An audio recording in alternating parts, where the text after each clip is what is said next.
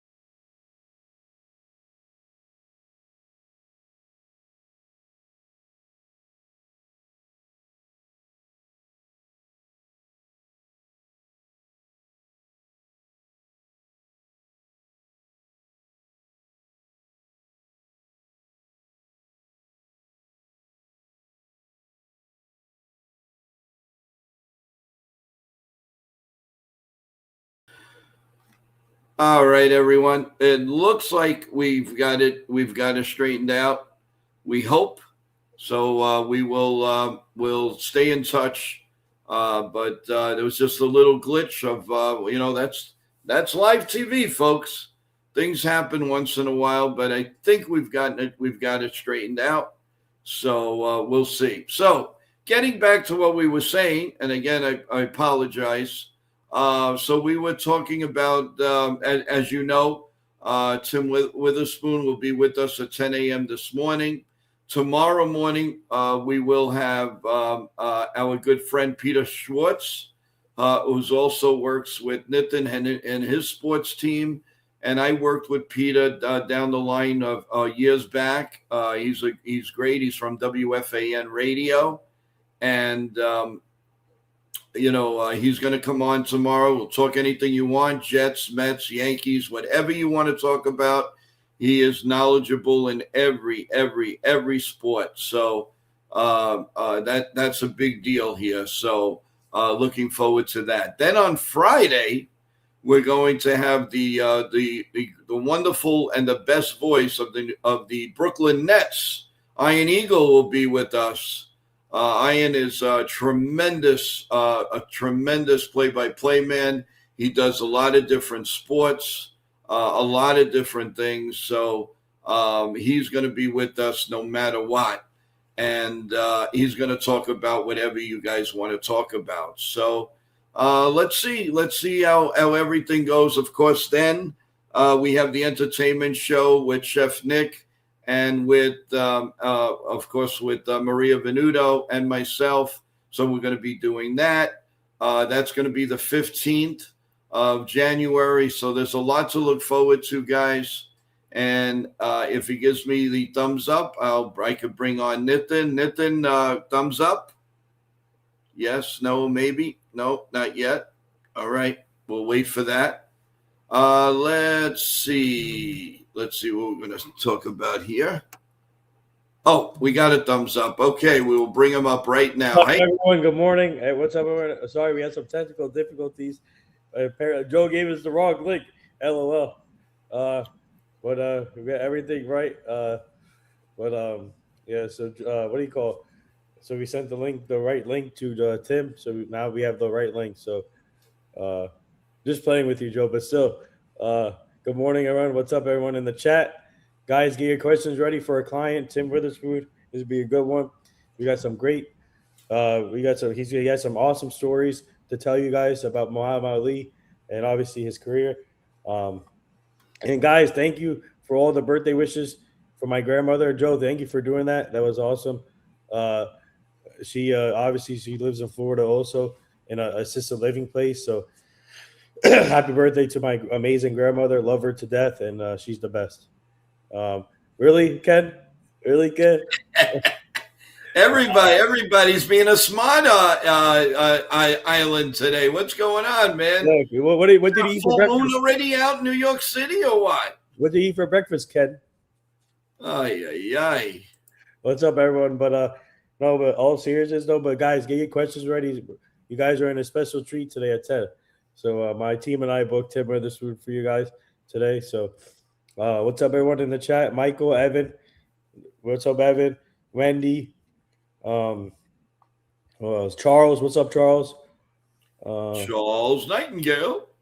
Let's see. I like being silly to keep things loose around here, but kids used to really sing that when I went to elementary school, and it's after all those years.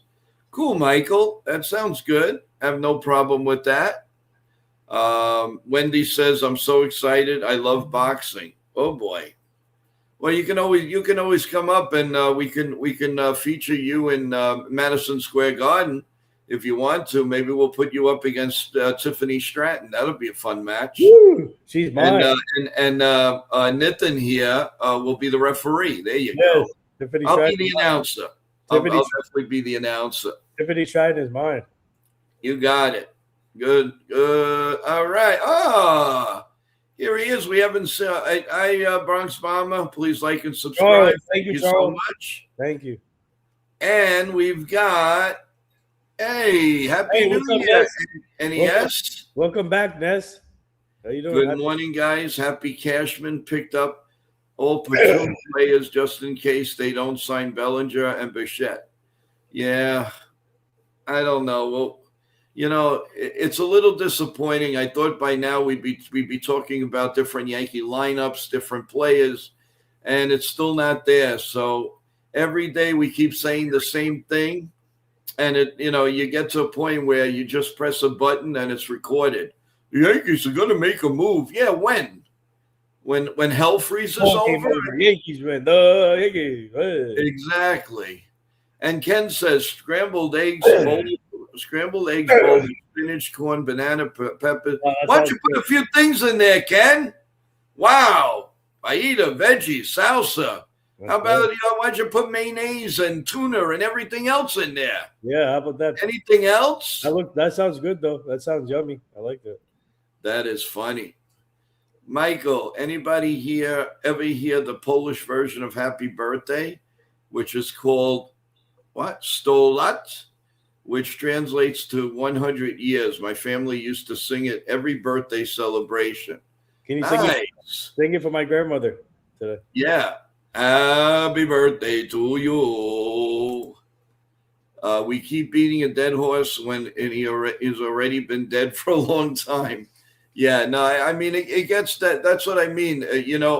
We have these great morning shows and the streams and guests, but we can't keep beating it down, everyone. It just gets to the point where say, I'm not going to listen. I'm not going to watch. What's there to do? We all know what the Yankee team is right now. We know who they picked up. We know who's that a couple of pitchers are not going to start the beginning of the season. We need some fresh news. Yeah. We need to know. We need to know something. There's so many things up in the air. Are they going to go with Dominguez? Are they going to go with Jones? Is Jones going to stay in the minors? Are they looking at the relief pitchers? What about these guys that they signed nickel and dime? Any one of them going to make the team? That's about all we have to talk about. I can't put a lineup together. We can't. We don't know. And we're hearing the same thing. Cashman goes dumpster diving. It's just disheartening sometimes. I mean, they don't even know what to say. They don't even know what to say on Yankee Hot Stove. It got to the point that they brought in basketball people. I know that hot stove didn't make sense at all. Yeah, it made absolutely no sense. I mean, what is going on? Yes. I mean, really. I agree with you, Michael. I think something has to give pretty soon on the Yankee side. The pressure's on them. Tick tock, tick tock. The clock is ticking, guys. So hopefully, the Yankees make some new moves and all of us can start dancing on the stream. Let's have fun. Imagine Bellinger, Bichette, Judge, Rice, Stanton, Chaz. That would be a good lineup, right? Bo Bichette would be your automatic leadoff hitter, Joe. I'm telling you right now, they need that. Oh yeah, they need that typical leadoff hitter, and Bo Bichette fits that bill. And I think his swing for Yankee Stadium is perfect, Joe. I think he can help you start off the game right away with the 1-0 lead, but just create havoc. I mean, if you get a guy like that, it changes your whole lineup dynamically. So, Charles says, I watched the show yesterday. They said the Yankees will win 93.5 games. Wow. Is that enough to get in the playoffs? What do you think? Yeah, I mean, remember I told you yesterday on some betting thing said that they're going to win the AL East? Well, Ken says, do the Yankees really need to make any moves? Yes, they need to make moves, Ken. They got holes. They can't keep the same team like this. Come on. They have to make moves. I mean, there's too many unproven players in there, Ken. Even if you put Rumfeld on first base and Spencer Jones in center field, we don't know. We don't know what these guys are. I mean, I would love it, especially Spencer Jones. You all know I didn't want him traded, but but it's too many question marks. This team. I mean, look at all the other teams. The other teams are set. You don't think the Blue Jays are set? They're ready to go. They can start the game. So who's gonna? All right. First of all, we need a first baseman. We need a right-handed catcher. I mean, this is not a full team, guys. And plus, we're not gonna have Cole and Rodon for the first couple months of the season, our first part of the season. First, I don't know how long, and we don't know. We don't know what we're going to get out of Dominguez yet. Obviously, he's struggling in winter ball. He's been struggling big time in winter ball, apparently. And so a lot of question marks, guys. It's not an unfinished product. And all the Joe, remember I told you yesterday that some website has the Yankees winning the AL East? Yes. I don't know where that's coming from, but to be honest, they're not a first place team. They're like a third, fourth place team right now, currently. John the Beagle says, there is no sense of urgency from this damn team. Well, all I know is the Blue Jays can field the team right now. The Dodgers can field the team right now. All the major contenders can field the team. It's teams like the Yankees, the Mets, or the Phillies could field a good team right now. But what are the Yankees? I don't understand. I don't know the starting 8. I'm confused. I really am. Wait, for the lineup, you mean? Yeah. Constructed now. Exactly. Okay, so I think now if the Yankees, like for example, the season started today, I think the lineup would be just excuse me. Trent Grissom leading off. Aaron Judge as your second hitter. Is this without Cody Bellinger? Of course. Oh, yes, that's true. If it starts today, what do we have? Okay, so it would be. This is my guess. Trent Grissom, Judge, Chaz maybe put third. Stanton.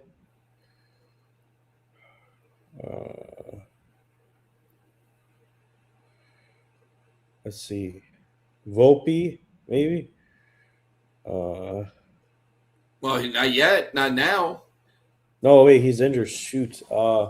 Yeah, this lineup is going to look weak, to be honest. Yeah, Dominguez should be leadoff, I think. Yeah, I agree with you, Charles. I think we have to switch. If the lineup is, if the season started today, I think Dominguez should be the leadoff hitter.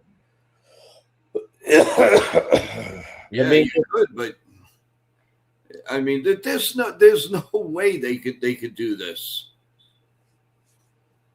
Well, Ken's guys, Ken just said that he's dropping another short in 10 minutes, so we'll my team and I will share, and also we'll take a look at that short. Maybe that will help us out a little bit. Right now, we have a platoon in every position except right field and second base. Boone would love it if he can do infinite lineups. It's analytics dream. Yeah. Yeah, I mean, I just don't understand it.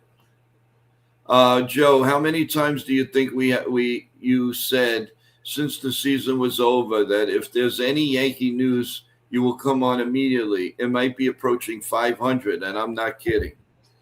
You're right. Yeah. You're right. Listen, when they did make a move, even Rosario, I came on right away. We came on right away. Grissom, when the qualifying offer. I mean, listen, I'm ready, loaded, and ready to go. But I can't pull the trigger. If they don't do much, I can't do much. I mean, we just try to stay positive and in every way we possibly can. But if we can't, what can we do? Listen, if it were up to me, I'd be on all day. I don't care. But we should do it. We should do a 24-hour stream, Joe. Could you imagine we do a 24-hour stream and we don't stop until the Yankees make a move? we may not see the outside for the next month. Yeah, I know. We'll be on stream the whole time for the next 72 hours. I mean, really, it's absolutely insane. And I think Sean has had enough, and he's ready to join us. So let's bring up Shawnee Bird. What's up, Shawnee Bird? Good morning. Good morning. Hold on. Let me fix it. All right, there we go. How you doing? I'm doing all right. I didn't realize you were coming on earlier. I was thinking 10 o'clock for some reason. No, 9:30. Bozo, dude. No, it's all right. Tim is coming on at 10 o'clock. I must have confused the time, but that's all right. That's my bad. Only 1%. Here's some names in the background. Oh. There you go. And really, this is for Sean. Hey, it's all right. We love you anyway. There you go, Sean. Yeah. Hey, listen, you play, you gotta pay. You know what I'm saying? Oh yeah. No, we had it. You gotta fight for your right to party. Party hardy, baby. Party hardy. Yeah, we should do. Ken said the 24-hour show is the trade deadline. Yep. 20. At the trade deadline, yeah, we could do that. But 24 hours. Woo. 24. Let's see who will make it, and then when people are on, you'll be hearing. Oh my God! Well, we have enough firepower though. With we can get it done 24 hours. We probably have to do shifts. Yeah, 4 hours each, baby. 4 hours, and you never know. By that time, we'll probably have a couple of more people on staff. Yep. So we'd even do more. We could do more than that. Joe, my team and I are still working on getting more people here for you. Yeah, well, thank you. Let's see. every day that passes without the Yankees doing anything significant is making me think that my prediction at the beginning of the offseason will actually come true. Take that position and throw it in the garbage. We don't want to hear it. I'll get Tim Witherspoon after you, Michael. Get that thing out be careful. No, I mean, I think the Yankees are definitely going to make moves. And who knows? Maybe Cody Bellinger will wake up and get his head out of the sand and sign on the dotted line. Well, I think if he didn't have Boris, he'd probably be a Yankee right now. No question about it, guys. No kidding aside. Problem is, Boris always holds out his clients for the last possible best deal. I don't think that Cashman has figured it out yet that the Dollar Tree doesn't have sales. How can you have sales on things that cost either $1.25 or $1.50? Wow, man, Michael is in rare form. Wow, and we got. Let's see. Toronto just keeps adding. Toronto keeps adding. Yankees at this point are being run like a small market team, scared to spend any money at all. He has to be perfect. And there is no really perfect player. I don't care how great you are, you do have a spot. And the Yankees, with these checking the boxes, 9 boxes for 9 innings, is kind of ridiculous. Now, on top of that, guys, I don't know if you guys heard, they don't even have an international staff anymore. They fired them all. Yeah, but I think it should go to Sean and Joe. I think it should go to Omar Mania. In my opinion. Yeah. I mean, they fired the top 2 of the international scouting. So the director and then the number 2 guy. But I think Omar Mania is that'll probably be his niche. With the club, assistant GM. Head of international scouting or whatever. No, I agree, but we'll definitely see. Remember, guys, we are getting close. Joe, you can drop the show. You can drop me if you want now. Yeah, no problem. All right, so we will see you later. All right, so if our star is ready to come on. If he gives us a thumbs up, we will put him on a couple of minutes earlier. Tim, are you good? I don't know if he is. Tim, can you hear us? Okay, cool. All right, guys. We're shifting from Yankees to a treat beyond. I can't even talk anymore. I'm so excited. A treat beyond a treat here, everyone. We have WBC former heavyweight champion of the world, 2-time champion Tim Witherspoon, and we're going to bring him up right now. And let's talk to the champ. How you doing? Good morning. Good morning. Could you hear me? Yes. Okay. Good morning. How you feel? How's everybody? I'm with WBC and WBA. Right. Oh, yes. I'm sorry. You're right. 2-time. I'm sorry, champ. I'm so used to WBC, so that that's what I grew. That's what. But yeah, you're the man. That's the first. When I started boxing, the WBC was the first thing. Everything was planted in. The WBA was like second, but everybody heard the WBC first. Yes. Well, first of all, congratulations on an incredible career, and we're very honored to have you on as one of our first guests of the new year. And so, tell us about, first of all, Happy New Year to you, your family, friends, everybody associated with you, and thank you for coming on. So, tell us what's going on in your life. Wow. Okay, what's going on in my life? Really, let me see. Trying to stay happy. Try to spread love to other people. There's a lot of things going on in this world. I love everybody. This world is really in bad shape. There's nothing we could do but just spread the love. You know, all these people getting hurt, killed. It's a shame. You know, Mm. we supposed to love each other and try to help each other. I don't care where you at, what nationality you are. We have to try to put this stuff on the right track.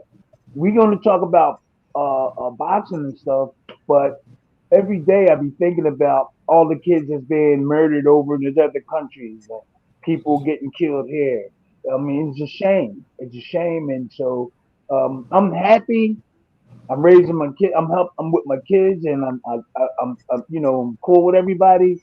But that's Mhm. really bothering. That's bothering hearing little kids being killed, and I just can't. It's messed up. That's what's really in my mind all the time. And sports and love. That's all I'm about right now today.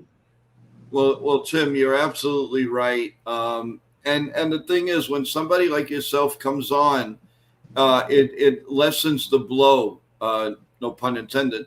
It lessens the blow of everything that's going on bad all around the world. Yeah, And you know, to try to smile. That's one thing about sports. Sports soothes the soul. And you know, we no matter what, we can't change things. We can only try to help in our own way and bless and just keep blessing and praying yeah. for the best. And That's all. yeah, and that's great that you have a wonderful heart, and that's very and that's unfortunately sometimes that's rare because people, you know, they're thinking of whatever or this and that, and you're not only thinking about what you've done and what you accomplished, but what you can do, and that's terrific. And that, you Yeah. know, bless you and your family, 100%. Thank you. I'm the fourth oldest of 10 siblings. I'm the fourth Wow. oldest. Yeah, I'm the fourth oldest of 10 siblings, and all my sisters and brothers are kind of like nice people. We all still living. You know, and I have a brother taller than me. I have a brother taller than me, and I have the brother Anthony. He was 13-0 with 13 straight knockouts before he lost a fight. So there's a Wow. lot of good things. Yeah, Anthony. I hate the boxing. He was a light heavyweight. He can punch. He was like 13-0, 13 knockouts, and we was with a promoter. We was with a promoter named Mark Stewart.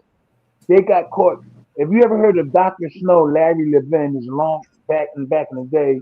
He was a dentist and he was selling drugs. He went to jail and everything, but that was the downfall of me and my brother, and also Bernard Hopkins' uncle Artie McLeod. He had gray eyes. He was a hell of a boxer.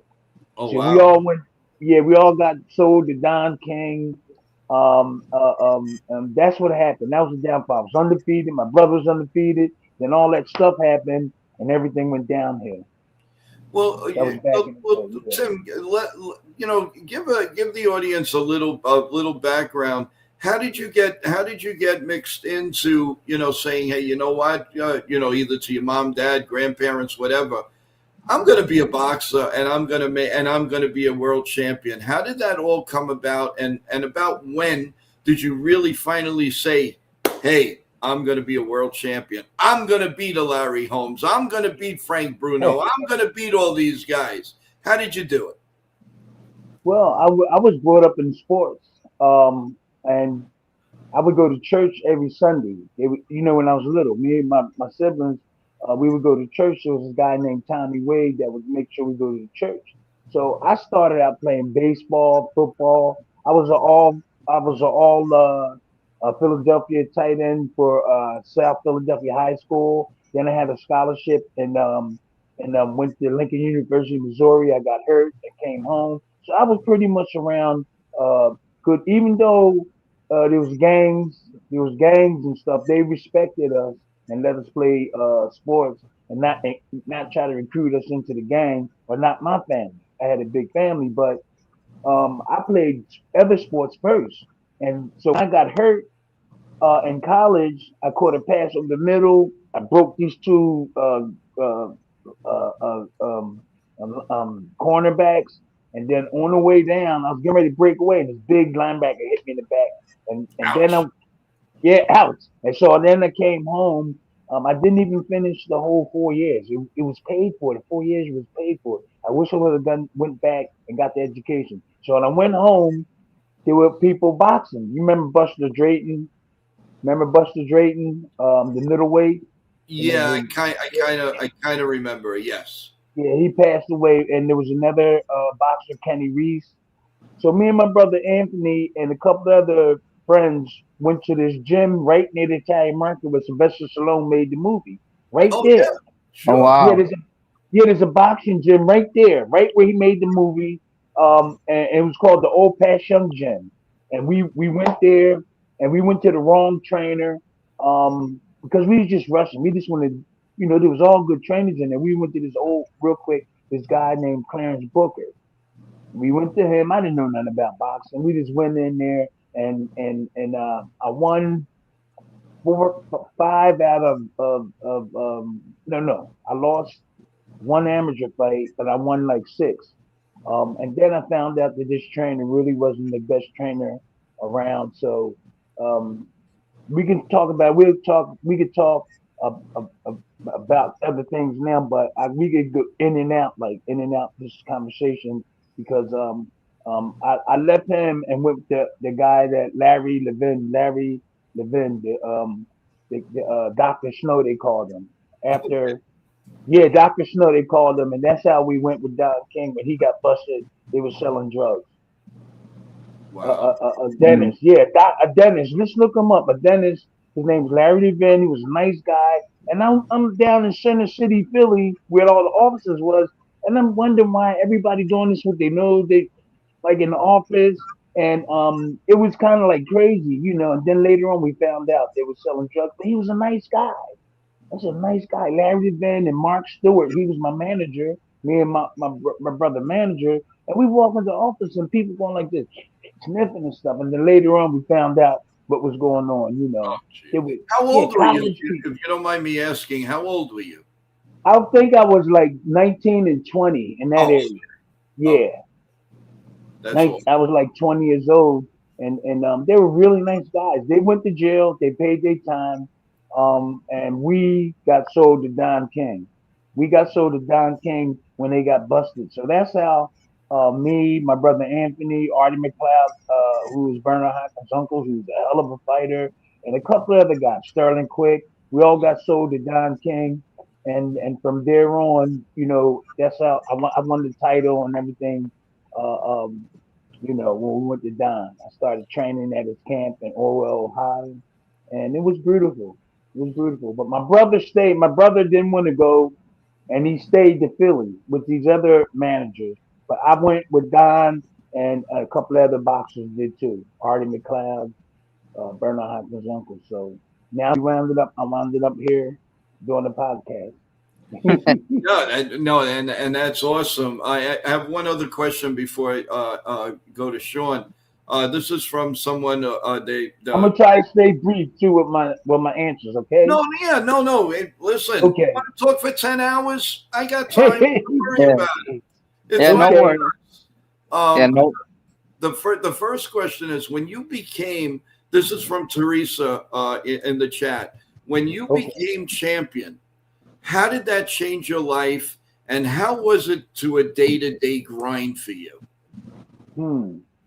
Nice question. When I became champion, I was with a promoter. I didn't really. I was asking other champions how did they feel because I didn't know the feeling.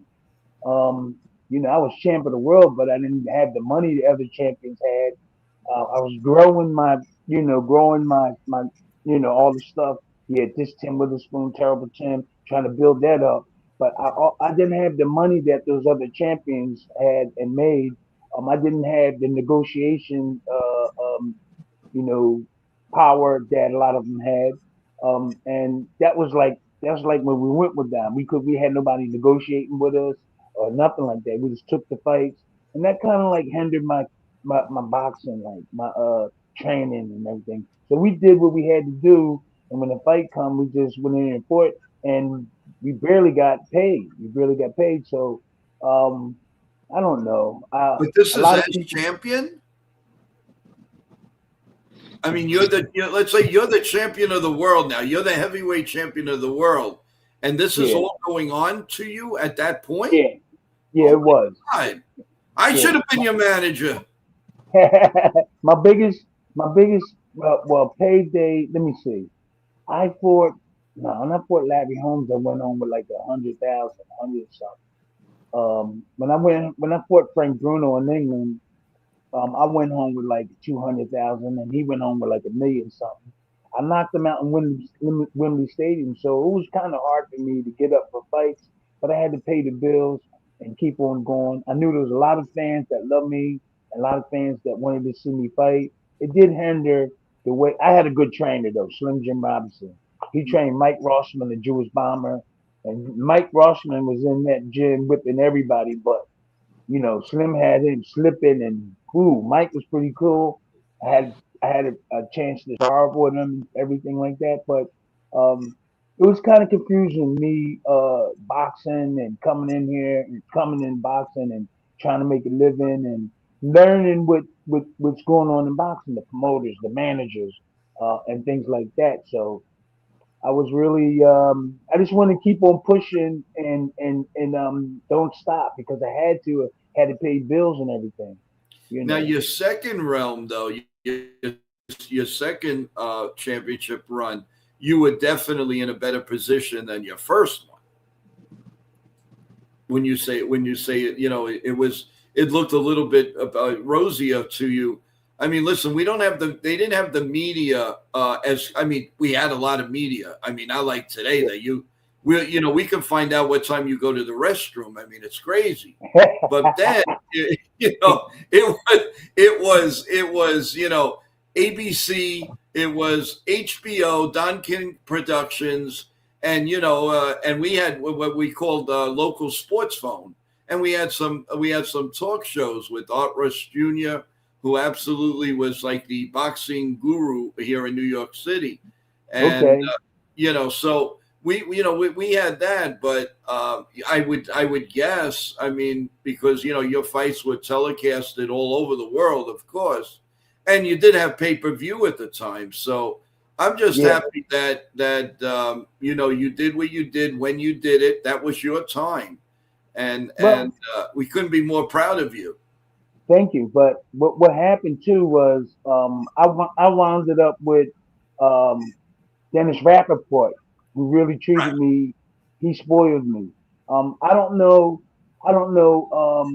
How he treated Jerry Cooney or how he treated other people, but he did. I really didn't know. I couldn't not take it. I was like, I was getting money. I was getting people coming to the camp, making sure I got everything I needed, and I was like, he had a guy. He sent a guy to camp to our camp and made sure that we had everything I needed. So I was like, wow, this is really cool.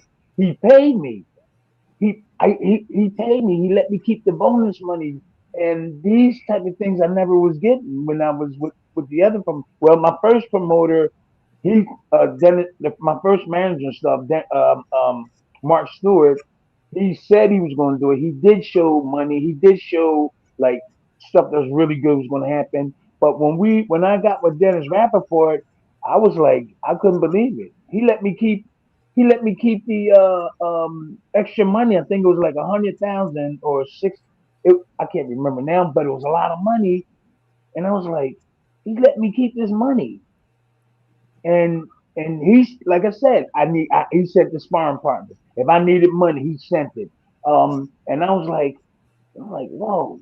And I was really wanting to talk to Jerry Cooney to see how they treated him because he treated me really good. Dennis Rappaport gave me money if I needed money. If we need sparring partners, he sent a sparring partner. We was in camp, and I didn't know how to handle that.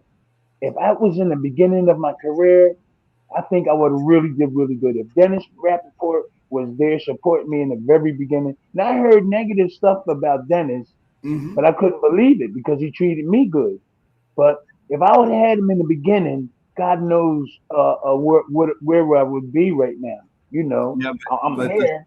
The thing is, Tim, that because you're a good person, God did the right thing, and He brought you Dennis, and to further your career. So that that forget about the glass half full. You're going to think of it now as a totally, because that was known for you. That was your destiny to do. To be part with him. So in a way, that was awesome. I wish Sean, he was there in the beginning. I wish he was there in the beginning. yeah, but he was there, and that's what counts. Right. Right.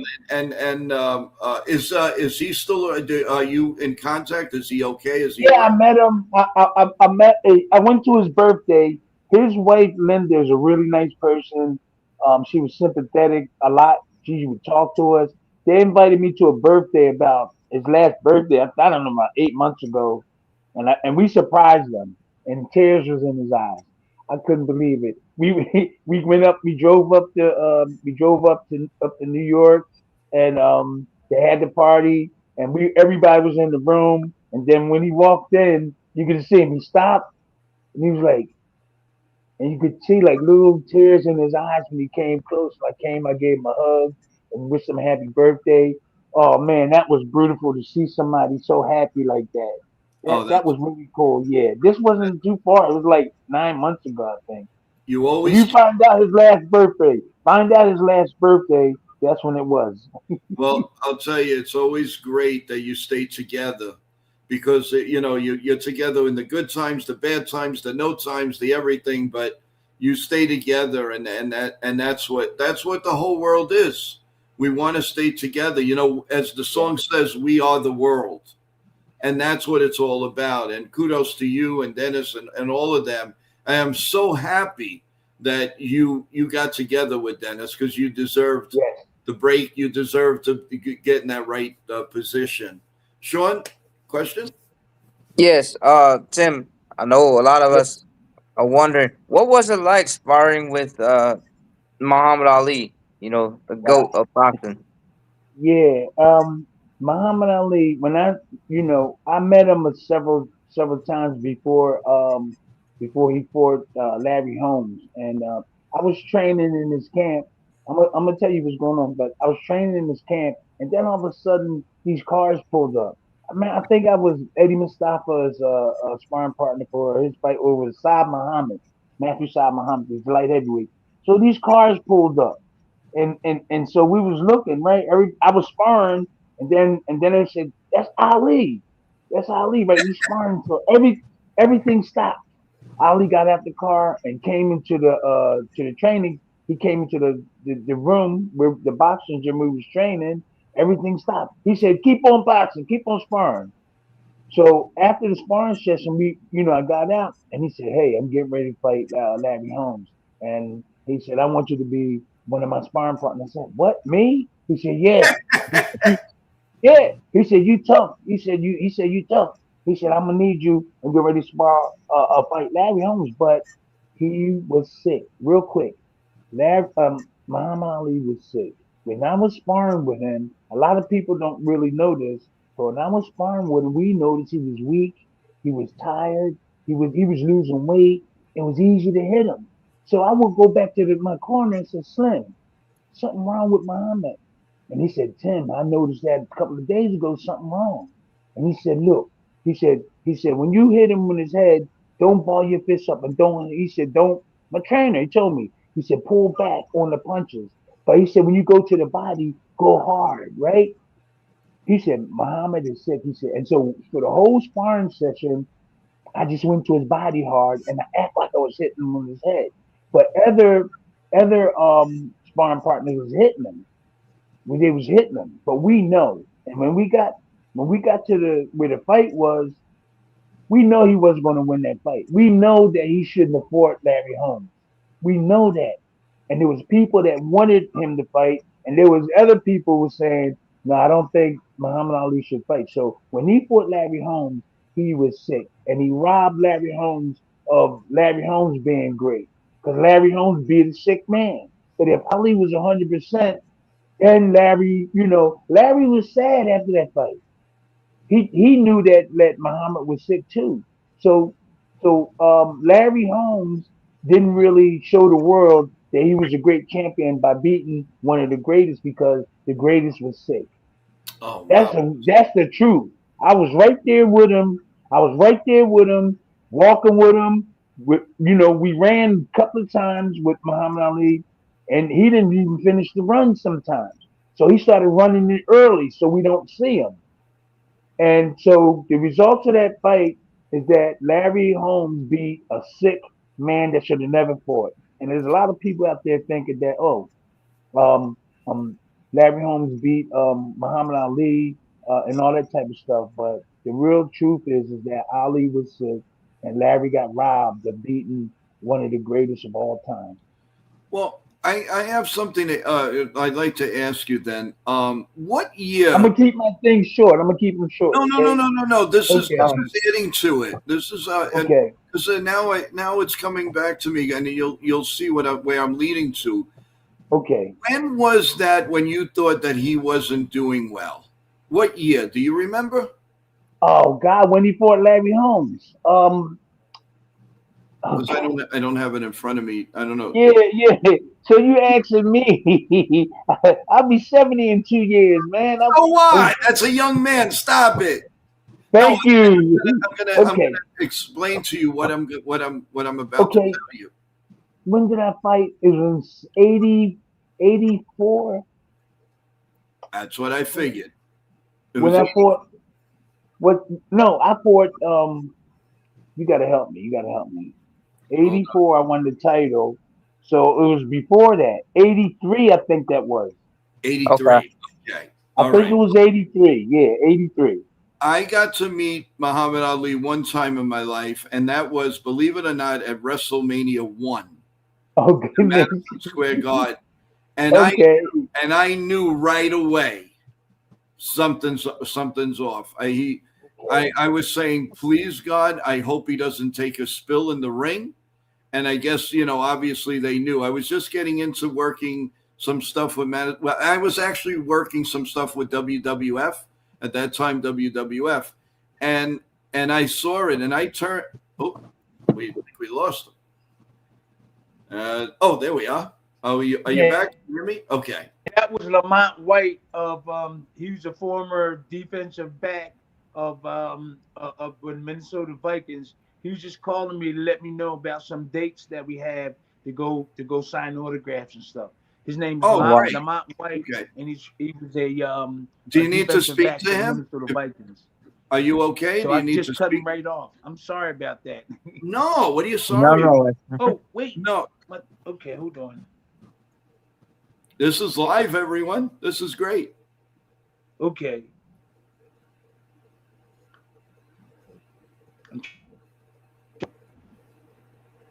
Hello? Everything. Yeah. Yeah, we can hear you. Hold on. They're negotiating our new contract. Love it. I'm trying to get the earphone to work. Oh, I hear you. Well, you sound good. Can you hear us?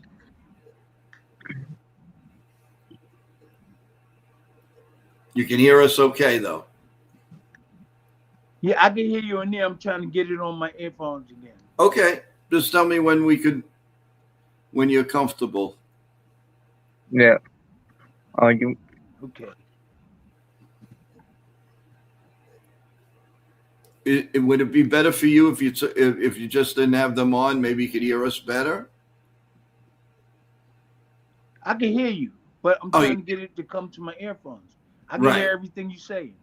Okay. Do you want me to continue? Or you want me to wait? Oh, keep going on. Okay. All Keep right. going. Like I said, at WrestleMania 1, and I didn't like the way he was moving around. I saw the arm was if you watch WrestleMania 1, I was scared for him.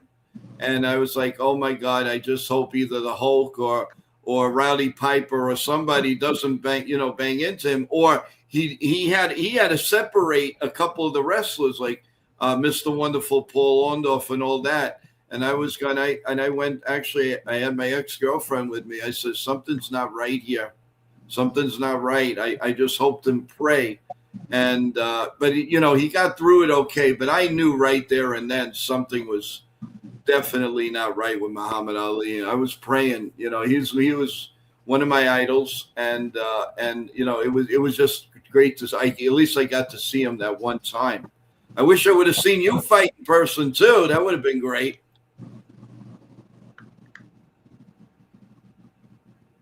It was funny once that phone call came in. There's always. I'm sorry. That's okay. I know you was talking about this earphone thing. Yeah, no, Then now you're good. He cutting off. Oh, Yeah, sometimes when you do get a phone call like that, it does, but it's okay. I mean, as long as you can hear I can us. hear you. Okay. Yeah, so it was great, and I was just happy I got to see him one time, and so that was very, very nice. You do have a question here from TBG. Who's the best boxer ever in your opinion? say that again. Who is the best boxer you ever saw? You ever saw in your opinion? Who was the best boxer I ever saw? Everybody's saying Muhammad Ali is the greatest of all times. There's a lot of good boxers that was out there. Smoking Joe Frazier. No, Joe. I was around Joe. He's a really nice person, and I used to go to his gym all the time. Joe is nice. Ali was really the. I love Joe. I love Ali. But Ali really pushed his limits when in boxing. Yes. He was a boxer, he was a champion, but he also did a lot of other things too. And that was I think the little bit more than Joe Frazier and Foreman that made Ali more visible, I think, because he not only talked about boxing, he talked about other things also. And it was controversial. A lot of things were controversial with Ali. A lot of people loved him. A lot of people didn't like him. But I think the majority of people did love Ali. Yeah, and I mean that again that time it was totally different. And what do you see the difference in boxing then as opposed to right now? And is there anything missing? And I believe they really need to repackage this. Oh, I think we lost them again. Oh well. Sorry about that. No, I'm really sorry. I don't know. No, there's nothing to be sorry about. We'll have you on again. That's all. When you get a chance, we'll have you on again. Oh, we definitely will. Now you are saying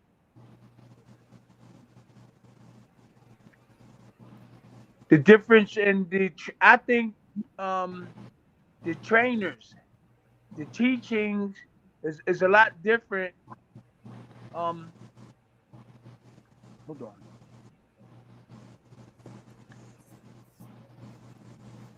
Okay. All right, you hear me, right? Yes. Yes. Okay. The teachings are a lot different. A lot of the old trainers passed away with their knowledge. I happen to be one of the guys that got that teaching. Where you see Bud Crawford and them guys just leaving their hand out there and stuff like that, and all this, putting their hand on top of the guy to hit the guy. The old timers didn't do stuff like that. To me, they didn't do stuff like that. Slim Robinson never taught me these things. He taught me slipping. He taught me good defense so I could relax instead of move and run around. And I was comfortable when I got into the fights because of Slim. He taught me a lot of things, and my defense was good. I had that good overhand right. A lot of times I did I overtrained or I didn't train enough. But the skills that Slim taught me, they were really good. They were really good. And you don't see a lot of guys, a lot of these boxers today. You see them throwing a lot of punches, but they just throwing them anywhere. We would pick the kidney. We would pick the solar plex. We would pick the top of the temple, And you got these boxers today, they just don't It's not the knowledge that we have gotten. It's a little different now. To me, the trainers back when I was coming up are better than the trainers today. Now you got guys in the corner that never fought. You got guys in these corners that only had 3 fights. You have guys in some of these with Bud Crawford trainer. He I think he has only like what 12 fights or less, and amateurs or something. I don't know. You might know more than me. But that means something when you was in the place and you fought for the title, or when you knocked the guy out in the 10th round, or you lost in the 9th round. That experience you could pass down to other boxers, and a lot of those guys are not around today. Yeah. A lot of No, those you're guys right. are not around.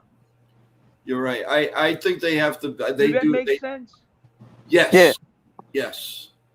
I think what they need to do is promote boxing much more.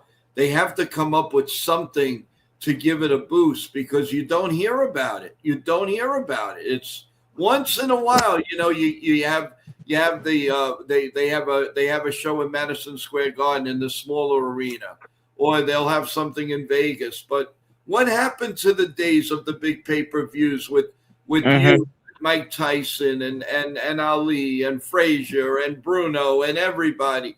It's just not there. It's not, and it would be nice for somebody to take the forefront and start building this all over again, like it was in the 80s and the 90s and then way before with Sonny Liston and Joe Louis, and it's just not there. And it's not a good read. The people that retired, the people that passed away, there should be a big legacy, a bigger legacy. I don't care where it's coming from. I mean, you have ESPN, you have all of these outlets. They should be doing more. In my opinion, there should be. It's like that. I feel the way baseball, they cover for the young kids. You've got to have an outlet. I mean, look at wrestling. We all know that wrestling is put on show. We understand that, but they're still athletes. They're athletes. They're performers. They're superstars, whatever. But they know how to promote that. Where is I don't see a lot of promotion in boxing, and somebody's got to, with all these announcers and all of these shows, where are they? Yeah. You're right. I mean, No, go ahead. You're right. You're right. The Jake Paul, real quick. The Jake Paul, how did the commissioners and the people in boxing allow him to, well, they making good money, and I'm sure the commissioners or whoever's in charge of that, they're gonna make money also. And a lot of people, a lot of the boxers, they sort of fight and stuff, but they really is hurting them. It's hurting the boxers. So they let them sneak up in there, make all the millions, and that's hurting boxing a little bit. It's like, isn't it the officials has something to do with the Jake Paul fight? The boxing officials that we would be boxing for, don't they have something to do with the Jake Paul fight? Probably. Okay, Yeah. but they're making money, so they're making money, so they're not going to stop that fight from happening. If you're going to let Jake Paul fight his way up the ladder, then get the title shot. But he's making money. He's making money. He's making money doing it another way, where other boxers, they got to fight their way up to the top. I don't know. You guys got to maybe have a better opinion than me, but financially, money wise, it was big. A lot of people watched it. Real boxing people know that Jake Paul can't go one round with Tyson. He can't go one round with Anthony Joshua. He can't go. He can't go. That if I'm in shape, I'm telling you, I could get him. I be training Sure all you the could. time. I hitting the Oh, hammer, yeah. everything. I be hitting the hammer, everything. But they let him just come up, and everybody got paid, and it hurt. To me, it hurt the regular boxing, the regular guys that's trying to get ready. I think Yeah, I think the agree. last time I seen a boxing match get properly promoted, it was Mayweather versus Pacquiao. Yeah. Who? What you mean? The last time you seen a good fight and stuff? A good fight that was actually like properly promoted. I think Okay. I was deployed in Iraq, and you get the AFN, but we would get the promotions, and then you would see also like with Mayweather team, he had like the cameras during his training, and then everyone kept going Mayweather versus Pacquiao. Who's gonna win the title or whatever, and I mean Mayweather ended up winning, but Yeah, that was a better fight than Jake Paul and all the guys he's fight. That was Yeah. a real fight. And Jake Paul and the guys that he fought, Tyson and Anthony Joshua, those fights wasn't real. Um, but it's still, to me, it hinders the regular boxing. It has something to do with, makes it a negative thing, to me. So if they would have let Jake Paul fight, if we're on the same page, if they would let him fight his way up the ladder, he would never make it. But he's making money. He's making money now by letting them just fight Anthony Joshua, let them fight Tyson, and these other guys are working real hard just to get to the top. And I think that hurts a little bit. Yeah, and I got to tell you, I don't know how your opinion on this is. What I think the years ago, Muhammad Ali did a skit with the World Wrestling with WWF. Oh, okay. And I just think that is not right, because at that point there was no such thing as sports entertainment and this and that and boxing, and it was now you could do it, but then I thought it was a spoof on boxing. A Gorilla Monsoon picked up Muhammad Ali and put him in an airplane spin, and then just dropped him down very easy. You could clearly see what they were trying to say is boxing rigged too. I mean, I didn't like that. I didn't think, and I love the WWE. I truly do. But what they did with that in sparring, let's say Gorilla Monsoon with whatever, with Tyson or I think he Bubba wrestled Douglas, with them. I don't think he had gloves on, but they didn't, right? right? right. I mean, come on, that was not a good look for boxing. I don't care how much they made. That way. To me, I hate to cut you off, but I didn't see it that way. But this one I do. This one in particular I do. Ali came out playing around and let everybody know that it was like fun. But these guys try to act like it was serious. Jake Paul act like it was serious, but Ali didn't. He was laughing, joking, playing. So that's just my opinion. Go ahead. No, I agree with you. I didn't like the fact that we didn't know about acting and wrestling in the same breath yet. Right. So now that's fine. Now you can do it. You can do anything you want. But then it was much more to the best. The wrestling people, they didn't let any of this out. You really had to guess. And I don't think it was fair to the boxing world that they had to be subject to something like that, because they weren't introduced to it yet. Okay. That's just my opinion. I'm a big wrestling fan. I'm not my boxing is okay, but I really fought for the boxing side because I thought it wasn't fair. It wasn't the right thing to do at the time, especially when you have people like Muhammad Ali and you had Joe Frazier and you had all of that. It just wasn't to me a good fit. But you know what? When you talk about money, that's what happens. But that's not fair to people like you. It's not right, in my opinion. And I would fight for it the whole way. Yeah, that's accurate. That's pretty accurate. They gotta make money. And do the officials had something to do with Jake Paul and Jake Paul and Anthony Joshua fight? Did the real commission have something to do with that fight? Like the real commission, Atlantic City, Vegas.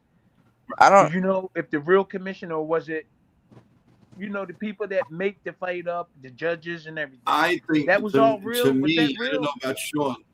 Was it real? No, I don't. It was on the. Yeah. I'm not sure. Well, I Okay, mean, me I either. Do you I know? only Do you heard know? Do anybody know? Was the no. real No, the real judges, the real the all the real people was there? Do you know that? no. And I I don't will know find out. I will find out though. I'll Oh, definitely okay. find out. because it just was like I heard about it last minute. I've been hearing more about the UFC promotions than I've been hearing about boxing promotions. Okay. So Okay. but I don't know if, like you said, the real commissions, Like Atlantic City Suleiman. judges. Like Yeah, Suleiman. Did Suleiman know it did he have, was it sanctioned by the WBC or the WBA? Do anybody know that? I don't know, but we can find out. We can find out. Yeah. Do Yeah. do you So do who you know sanctioned that you fight? know a gentleman by the name of Carl Maxwell? Oh yeah, that's the guy that's doing my documentary. Oh, okay. Can I bring? Is it okay to bring him up? Yeah. Oh, okay. I He just only lived asking. 10 minutes. He only lived 10 minutes from me. Uh, Yeah, he's doing my documentary, and we've been filming for like a year and some months now. okay. Well, then we have the surprise for you. We're going to bring him up. When, Hey, Timmy. Hello, Carl. Yo, what's up? Sean, how you doing? Gentlemen, how are you? Hey, how's it going, Carl? Good, good, good. Yeah, I'm Timmy's film producer. We've been working on Timmy's film. So I didn't mean to, Nathan actually invited me into the chat. So I wanted to surprise Timmy real quick and say good morning and hello to Tim. And I want to tell you I love Hey, you. I'm And going to I sleep can't wait to get your after film this. done, man. What'd you Yeah. say? Do we get first dibs on seeing this film at least? Absolutely. Absolutely. We're going to have a special premiere for Timmy. We're actually going to do a big premiere up at Muhammad Ali's camp for him, Oh too. wow. So that's going to be pretty exciting. So, yeah, this is the year. This is Timmy's year. Timmy's going to have a big year this year. Oh, So- that's great. Well, listen, if there's any promotion or anything that you would like, if you'd like Yes. to come on and promote, listen, this is what we're here for. Absolutely. You know, brothers on brothers, and we'd be more than happy to help you in any way. I'll put your stuff in our community. I'll do shorts for you, whatever you want us to do. If you are nice enough to join us this morning, then the least we can do is help you guys and help our man Tim here, who deserves Yeah. the best because he Yeah, has a heart of hearts. He And, does. and that's what we love to see. That's what we love to see. And you guys working, know Nitin. Yeah. Nitin is a big part of a huge part of this show. Nice. Yeah, we love We've Nathan been on too. since May, and I met Nitin around I'd say the end of July, around that time, maybe a little sooner. But he's been nothing but spectacular. Everybody he's brought on here is nothing but class. Yeah, yeah. And has done wonders for this show and for everything. And it just keeps getting better. And I can't thank you, you guys so much. And you got me intrigued. I can't wait to see this. Right. Yes, I don't know if you heard this, the stories we were talking about, but I am a big lover of the WWE, WWF, but I felt that in that era it was not fair to boxing because sports entertainment was not ready for it. And they did it, and it was well ahead of the time, and I understand that. But you don't do things to me like that with Muhammad Ali. I'm sorry, I don't care. It's not a goof. You don't pick the guy up on a WWF show on All Star Wrestling back in 1978, whatever it was, 78, 79, and you put him in an airplane spin, and then you just gently drop him down. That you want to talk phony? That's phony, and that's not fair to boxing. I'm sorry, I have a strong opinion about it. You got the champ right there. He knows all the answers for that. Yeah. But listen, guys, I hate to cut you short. I really just want to come in and say hello to Tim. I love you, Yeah. Timmy, and meet you two Yeah, gentlemen. It's a we pleasure to getting meet ready you. to turn it up. I might go to the gym later on. We're going to the gym right now. Every day. I So- think I'm gonna rest up. When you So have a good. chance, you come up and talk to us about what you're doing. We'd love to hear it. Absolutely. Yeah. I would love to. I'll get with Nathan too and everything. So listen, gentlemen, it's a pleasure meeting you guys. Timmy, I love you. Pleasure. All right. You too. Happy Enjoy, New you Year guys. to you and your family. Happy New Year. and I'll Thank you talk so to much, guys. later. Happy New Year. Tim, I'll call you later, Give buddy. a call later. All right. All right. Take Thanks, care, guys. Carl. All right. Okay. All right. See you. And But yeah. we have another surprise for you, man. And we're going to bring him up right now. The one and the only. I won't even mention his name. You might know this guy. Yo, what's up, Tim? My guy, how you been? Yo, Can you hear me? let me put my glasses on. Oh, you got to see. Okay. I can't see. He in the small. Whoa, small. I don't know if I can get it bigger. I'll try. How's that? Who is that? I just Nitin. Listen, Huh? Nitin. remember me? I can't see because it's small. What's small? Small? Let's see. Hold on a second. Let me. You from New York? Hold on. I'm going to try to. I'm You going to from try New to York? make it. Tim, I was with you at the GTSM shows with Carl. Use with. I can't. All right, wait a minute. I'm gonna bring I'm gonna bring myself down and I'll make it bigger. How about now? Oh, okay. Oh, Yeah. yo, what's up? Okay, now I can see you. What's up, my Yeah, guy? we How was you at the doing? thing together. Yeah. Yeah. You was with the other guys too. It was another guy you was with, right? Yes. At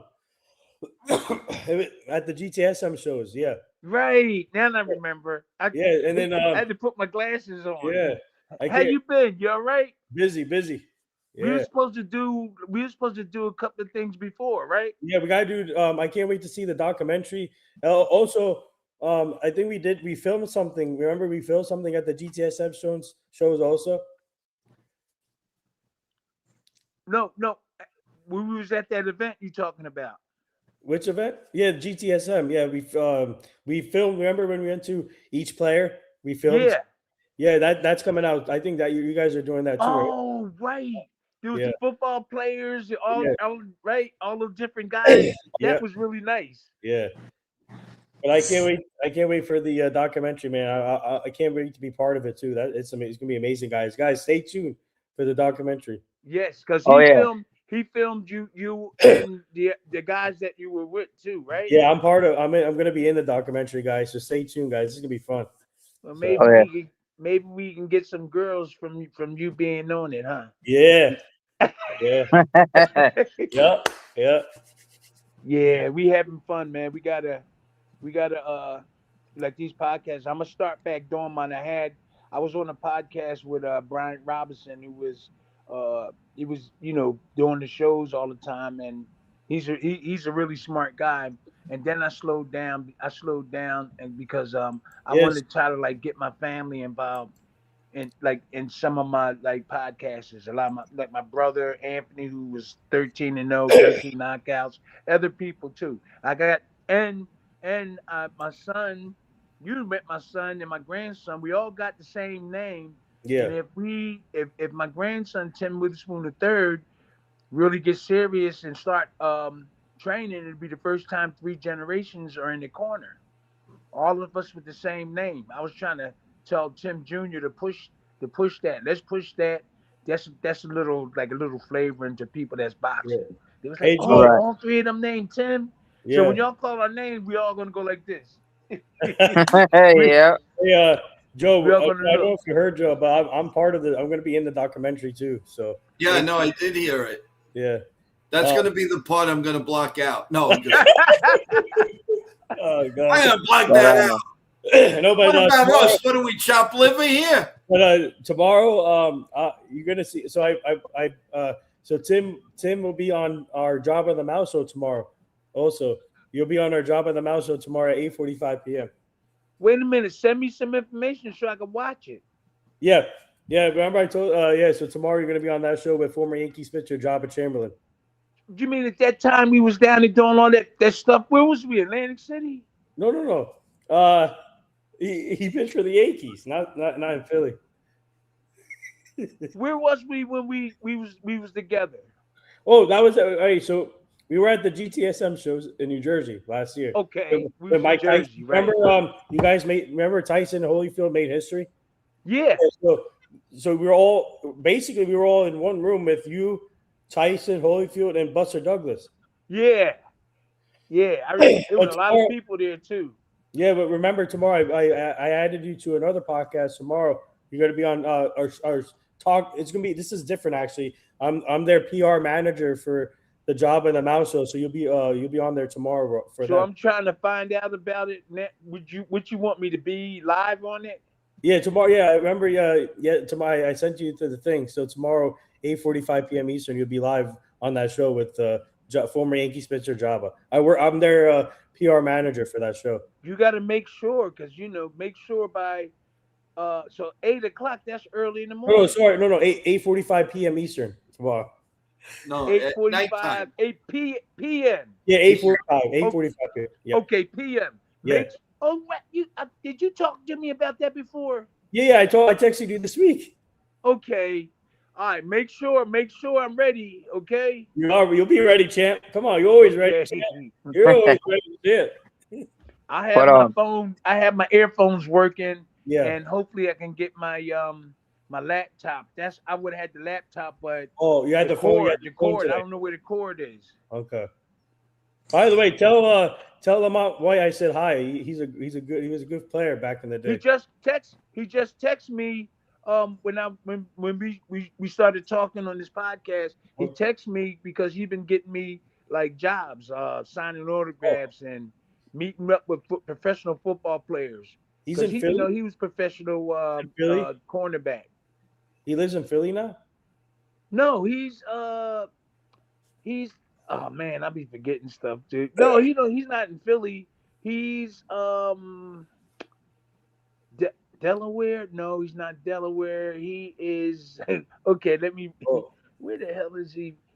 Oh, he's not that far. He's I didn't get hit with a lot of shots. Let me see. I know Maryland. Maryland. Okay. Yeah, he's in Maryland. And he got us some work. He's been getting me some work. He's been really helpful. He texted me about 5 minutes ago. He texted me because he probably want to talk to me about stuff. So yeah, Lamont is really helpful. He really looked out for me, man. And I'm glad to be on this podcast. Awesome. Well, we almost finished though, right? Yeah. We've been on for 1 hour and 22 minutes. Yeah. Yep. Well, yeah. Also, we've been on for about 50 minutes, but we loved every minute of it. You have been terrific, and it's an honor to be in your presence. And thank you so much. And we're looking forward to seeing you again, especially with this documentary. Yeah. Now now I have a lot of questions about that. So Nitin I'm going to be in Nitin's view now. Yeah. Oh, okay. I'm gonna have all my stuff ready too, my earphones, so I can hear and we can talk. Yeah. So we can go 7 more minutes. That'll be 1 hour and a half. Is that cool? That's cool. Whatever you want. So go ahead. You got any more questions? Yeah. Joe, I think Ken had a question for Tim. Okay. Let me get it. Go to the chat. I thought I brought it up. No. It says he said when Mr. Witherspoon, can you tell us about your community outreach? It's above. It's underneath Ness's question. Okay.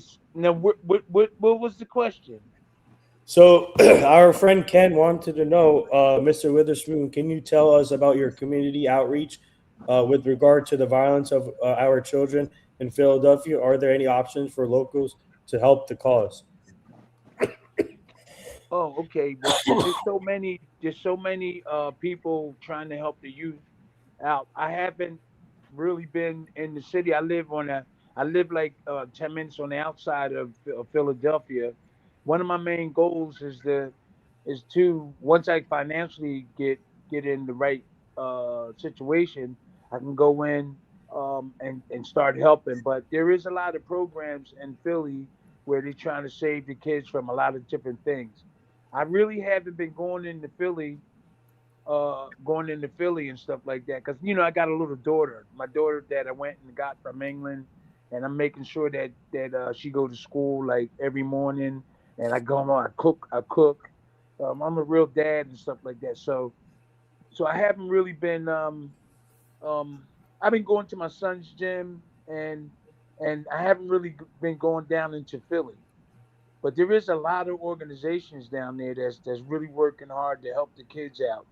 And I'm trying to get involved. Me and my son. My son got a lot of stuff going on at his gym at the Grundy Towers in Bristol, PA.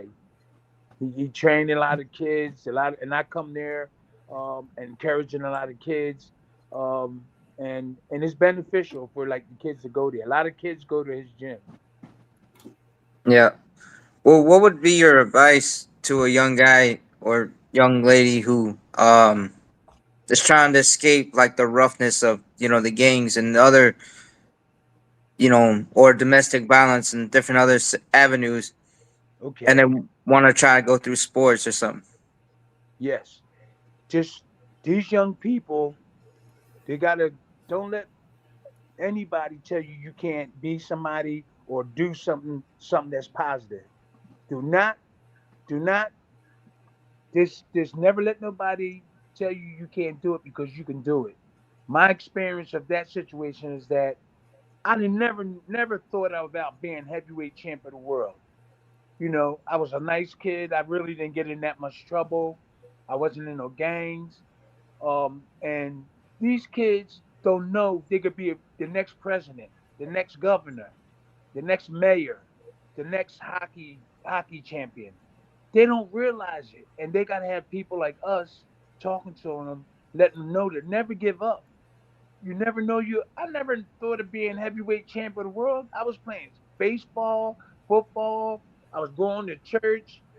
I never thought about boxing, and I wound up heavyweight champ of the world. So these young people, yeah, there's a lot of other kids that's going in the wrong direction. They may be doing drugs. They might be in gangs and stuff like that. They need help. But if some of these good kids that's trying to do real good, keep on doing that and try to help those bad kids. Say stuff to them. Say, look, man, you should stop gang warning. You should rob people. At least say something. If that happens when a lot of kids do that, it'll be a lot of young people getting saved of violence and robbery and all that type of thing. So that's the way I am, and me and my family. All my brothers and sisters, we really never got in trouble. I got a brother that's 6'5". He's the oldest, Ralph. He was in a lot of trouble, and now he's my hero. My brother Ralph, he was something. I'm telling you, he was 6'4", 6'5", 6'4", and he was getting in a lot of trouble. Now he's going around talking to kids, and he's getting paid, and he's talking. We thought he was going to be here at one point, so we need these type of people, going around talking to the kids. Anybody really, if anybody could just talk to these kids and get them going in the right direction. You can't just do it one day. You can't just do it 2 days. You got to keep on doing it. And then you're going to see, and then you could probably help somebody. So if you out of 10 people, if you could save 4 or 5, I think that's good. So this is what I'm doing. Every day I get up, I go to the gym, I encourage these little kids.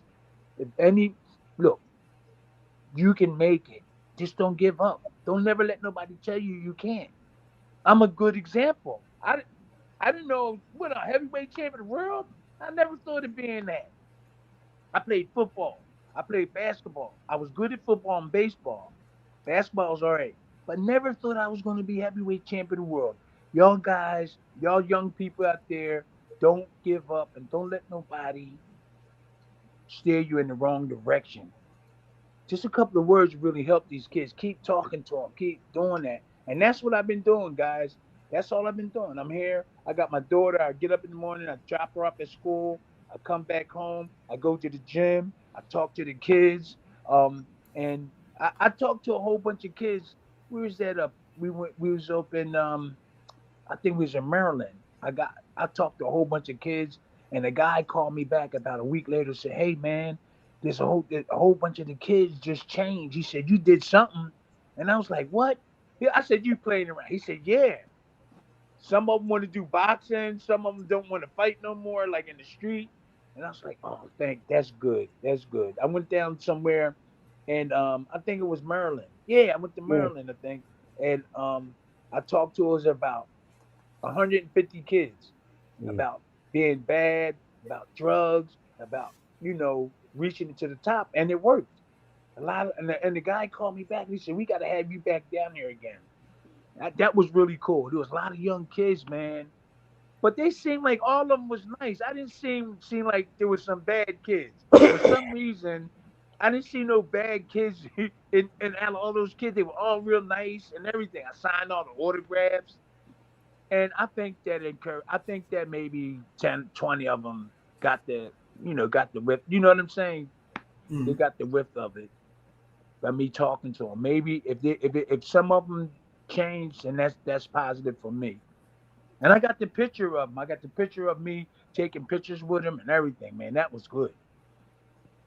Well, this was certainly what a nice, pleasant interview we had with you today, Tim. It was nothing short but spectacular. Your stories are incredible, and we can't wait for the documentary. I'm sure it's going to be fantastic.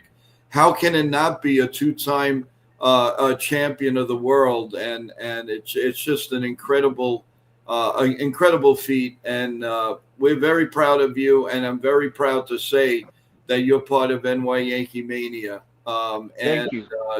anytime you are welcome on here. Any friend of Nitin's and his team is a friend of ours all the time. I And like that. if you ever wanted to bring out any light or anything, we are here for you, man. We're always here.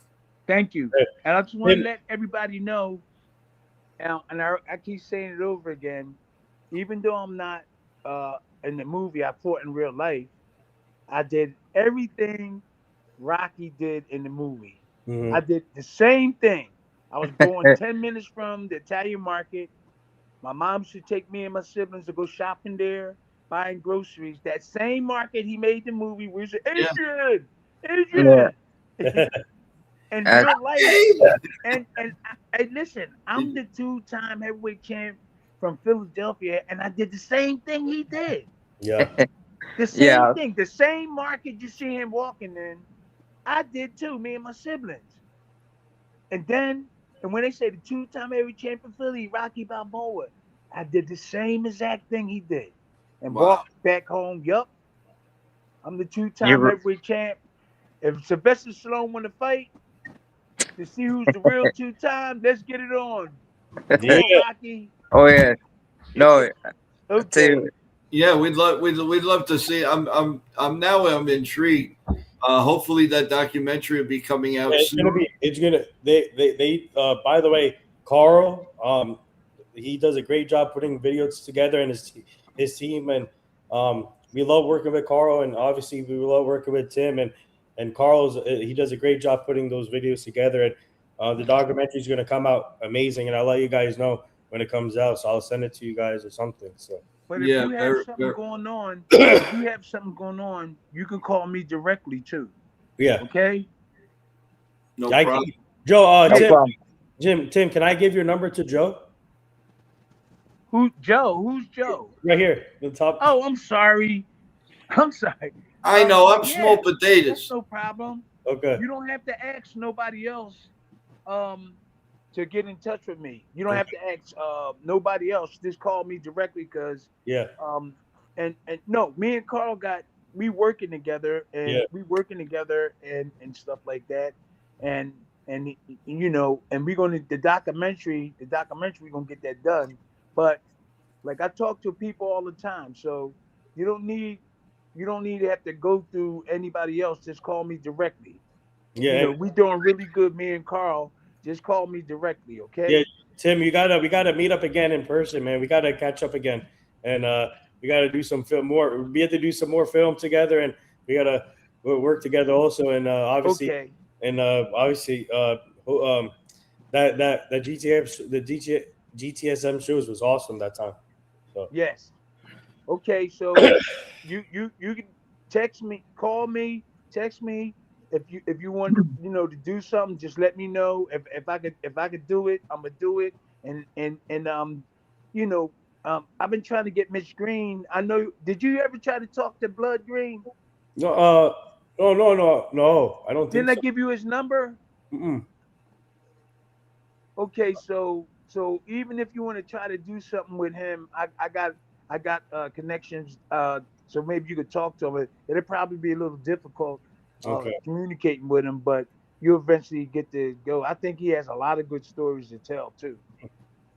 Awesome. Okay. Well, yeah, we All right. can't thank you enough. Thank you so much for coming on. Good luck with everything, and the most important, have a happy New Year. You and your family, a safe one, and God bless you and your family. Hey guys, Thank you very much. Keep in touch with me, guys. Okay. yeah. Also, Yes. happy belated birthday, Tim. Yeah, I'm older. Oh, than you. yeah. You better respect your elders. 35, baby. 35. Go get him. Ooh, 35. You. You look it. 68. I'm You don't look. 68. Listen, you don't look a day over 35. Believe Oh, me when thank I you. tell you. Thank you. Okay. Well, yeah. Guys, Keep No, in touch, all right? Yes, we will. all right. Great seeing you. Goodbye, And it's champ. been an honor. Thank you. The Thank you. champ was here. The champ was here. Great job, guys. You guys killed it once again. See, I told Yeah. you we put you guys in touch with the best people possible. Oh yeah, no, Tell you, it was even when we were having a, and it's funny, you could see what boxing will do. When I interviewed at the end there the last year, Bruno Sammartino, the first thing he would tell me is, Joe, you got to remember, I've had too many body slams in my day. So he would always clown around if he would have forget something and all of that. So it was a lot of fun. Actually, it was funny. I think they were both the same age when I interviewed them. So that's pretty cool. Really? Yeah, it was actually. That's funny. But so guys, listen. This was a great feat. What a guy! What stories! And to have a two-time champion on the show is just totally amazing. Thank you, everybody in the chat. Sorry, Ken, I did not. He was talking. Then we had a problem with the audio and the video. But at least we got your question in, and we really appreciate each and every one of you here. Thanks so much, man. I really. Nitin has still waiting for you to bring in a guy who gets Boone sunflower seeds and bubble gum. Oh God. Leave it to Ken. He's on the warpath, Ken. He's running wild. He's the Hulkamania of YankeeMania. So everyone, if there's no news or anything, then we'll see you back here tomorrow morning at 9:30, and at 10 o'clock we will have, courtesy of Nitin and his sports team, we'll have Peter Schwartz on here from WFAN, and he will talk Yankees, Mets, Jets, Knicks, Rangers, Lakers, whatever you want to talk. He's got tons and tons of experience. He was the reporter on the Mike Francesa show for the New York Jets. So he's got a lot of knowledge and a lot of things. So I'm really looking forward to, and I did some work with him. So we're looking forward to a nice reunion with Peter. And then on Friday, we all know that that Nitin announced on our great show last night that Iron Eagle will be coming on, the Nets' great voice for many years, and he does so many different things. He's the lead voice of the Brooklyn Nets, and that is another one that I'm really looking forward to. don't, Have your questions ready, everyone.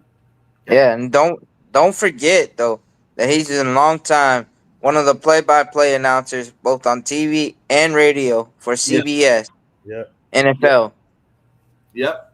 Sort of like a Bob Papa. Bob Papa is a Bob Papa is the best. he's very, very Yeah. good. You don't get this anymore. These are the Iron Horses. They really are. So it's just like, and then you got like Al Michaels, who's in his 80s and he's still rocking the play-by-play. I mean, now he sticks to football, but I mean, for the longest time, he did hockey, he did baseball, he did the Olympics, he did football, he did every sport pretty much. Monday Night Baseball. He was the guy with Howard Cosell. They did the Bird Mark Figdrich when he was talking to the baseball, and that was crazy. He drove the Yankees nuts, by the way. They couldn't beat him. It was crazy. And the Yankees were winning championships when he was playing, so when he was pitching. So, well, anyway, guys, with that in mind, we have been on a little over an hour and 40 minutes. Some last-minute thoughts. Sean, you want to go first? Yeah, guys. No, if there's any news, we'll pop back on.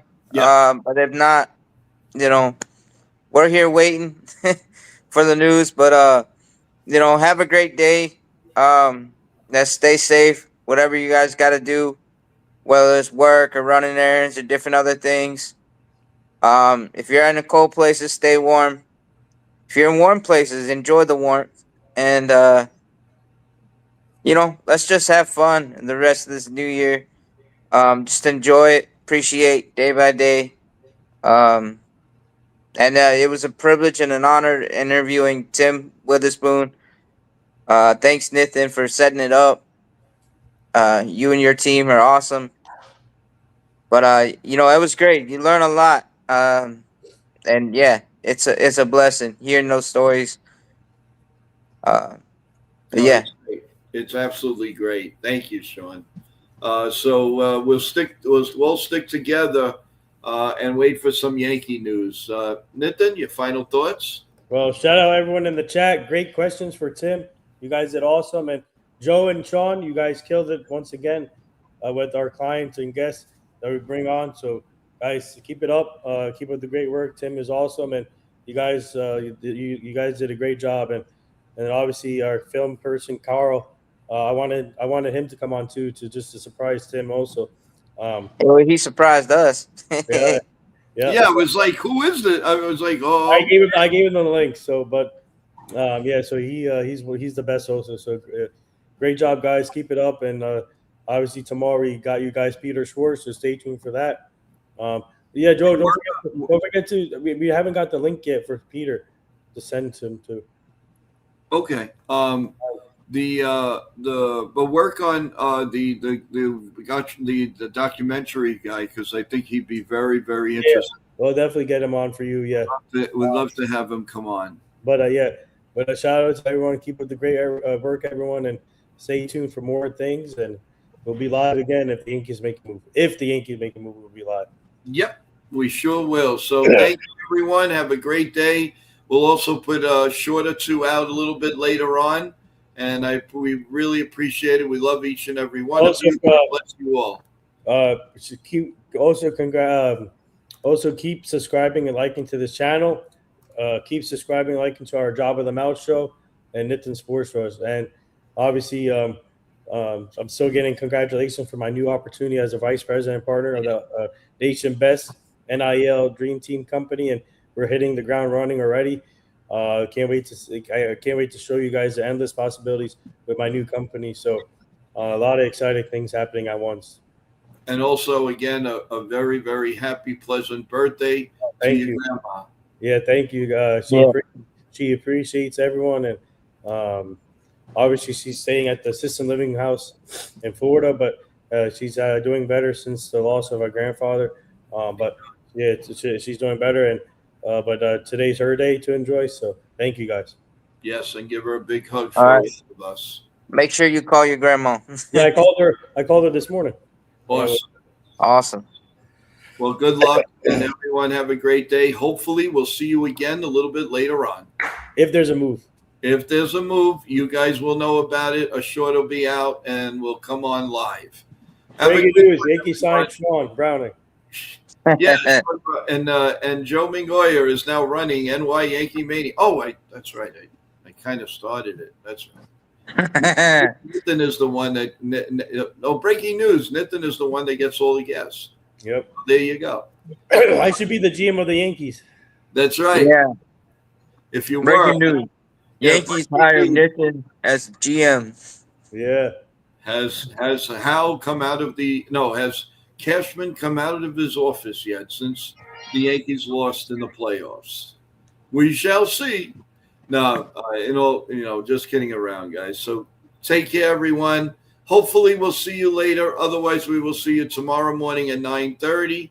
And look for our shorts. Go check out Ken's short from the Yankees, The Ugly Truth. He does a great job. And there might be some answers to your questions on his latest stream. Take care, everyone, and have a great day.